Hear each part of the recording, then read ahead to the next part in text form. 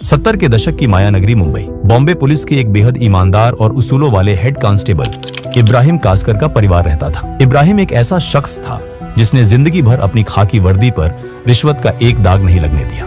लेकिन नियति का खेल देखिए, उसी पुलिस वाले के घर में एक ऐसा नापाक मंसूबा आकार ले रहा था जो आने वाले दशकों तक भारत की छाती पर मूंग डलने वाला था। इब्राहिम का बेटा दाऊद इब्राहिम। दाऊद बचपन से ही अलग था। पढ़ाई लिखाई में उसका कोई मन नहीं लगता था।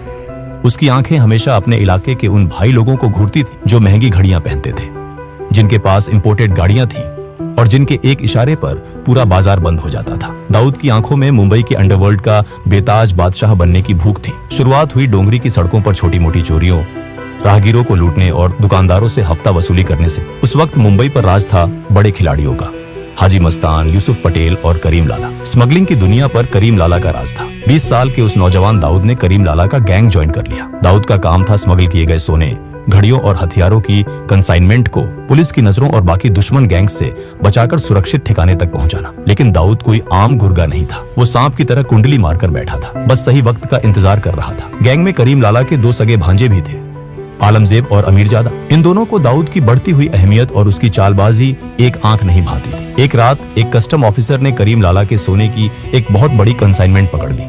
आलमजेब का खून खौल उठा। उसने बिना वक्त गवाए उस कस्टम ऑफिसर को किडनैप कर लिया और मुंबई के एक सीक्रेट बेसमेंट में उस ऑफिसर को बांध कर रखा गया। आलमजेब ने ऑफिसर के माथे पर बंदूक रखते हुए कहा, तेरी हिम्मत कैसे हुई पठान का माल छूने की? जान प्यारी है तो 2 लाख रुपए का इंतजाम कर, वरना तेरे शरीर के इतने टुकड़े करूंगा कि तेरी बीवी पहचान नहीं पाएगी। उस दौर में 2 लाख रुपए एक बहुत बड़ी रकम हुआ करती थी। इस फिरौती की रकम को सुरक्षित लाने और मामले को रफा दफा करने की जिम्मेदारी दी गई दाऊद को। जब दाऊद के हाथों में वो 2 लाख रुपये की भारी गड्ढियां आईं, तो उसके अंदर का शैतान जाग उठा। दाऊद की नीयत पूरी तरह डोल गई। उसने एक बहुत बड़ा हिस्सा अपने पास छुपा लिया और एक छोटी सी रकम जाकर आलमजेब को दी। क्या है ये?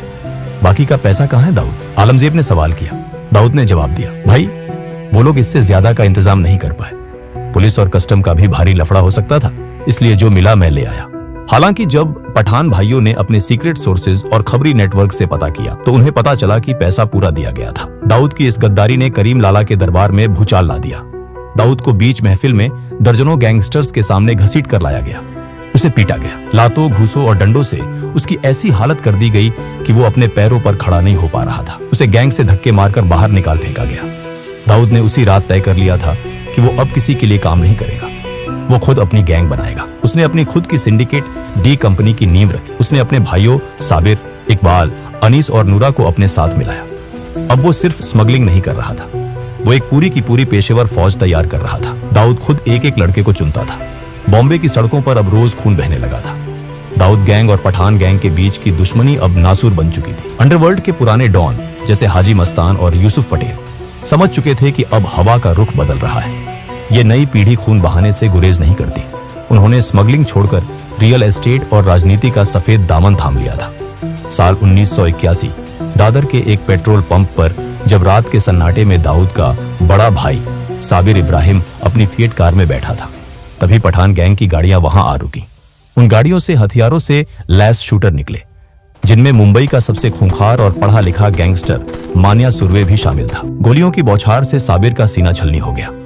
कार के शीशे चकनाचूर हो गए और साबिर की लाश खून के तालाब में डूब गई। उसी रात दाऊद पर भी उसके घर के पास एक जानलेवा हमला हुआ, लेकिन किस्मत ने उसे बाल बाल बचा लिया। जब दाऊद अस्पताल पहुंचा और उसने अपने बड़े भाई साबिर की खून से लथपथ ठंडी लाश देखी, तो उसके अंदर का बचा खुचा इंसान हमेशा के लिए मर गया। आज के बाद मुंबई की सड़कों पर पठान गैंग का एक भी आदमी जिंदा सांस नहीं लेगा। उन्हें उनके घरों में घुसकर मारूंगा, ये मेरा वादा है साबिर भाई। दाऊद ने कसम खाई। आलमजेब समझ गया था कि दाऊद अब एक पागल हाथी की तरह हो चुका है, जिसे रोकना नामुमकिन है। अपनी जान बचाने के लिए आलमजेब ने रातों रात मुंबई छोड़ दी और गुजरात को अपना नया बेस बना लिया।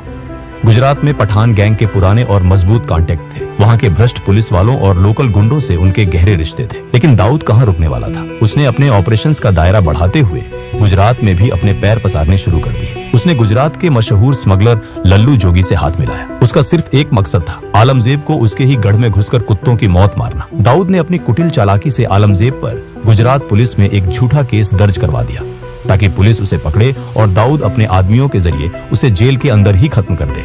लेकिन यहाँ दाऊद का पासा उसी पर उल्टा पड़ गया।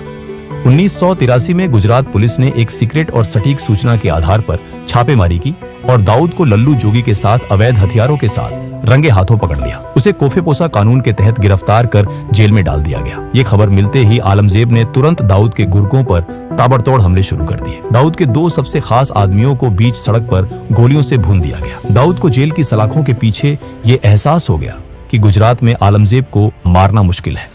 जैसे ही वो बेल पर छूटा, उसने तुरंत वापस मुंबई का रुख किया। अब दाऊद एक मौके की तलाश में था और वो मौका उसे मिला 6 सितंबर 1983 को। आलमजेब का भाई अमीरजादा को एक पुराने आपराधिक केस के सिलसिले में मुंबई के सेशन कोर्ट में पेश होना था। दाऊद जानता था कि ये काम कोई आम जाना पहचाना शूटर नहीं कर सकता, क्योंकि पुलिस हर चेहरे को जानती थी। इसके लिए उसने अंडरवर्ल्ड के उभरते सितारे बड़ा राजन की मदद ली। राजन ने एक दुबले पतले बेहद कम उम्र के लड़के डेविड परदेसी को चुना। डेविड दिखने में किसी कॉलेज जाने वाले सीधे सादे लड़के जैसा था। कोर्ट रूम खचाखच भरा हुआ था। भारी पुलिस बंदोबस्त था। जज अपनी कुर्सी पर बैठे थे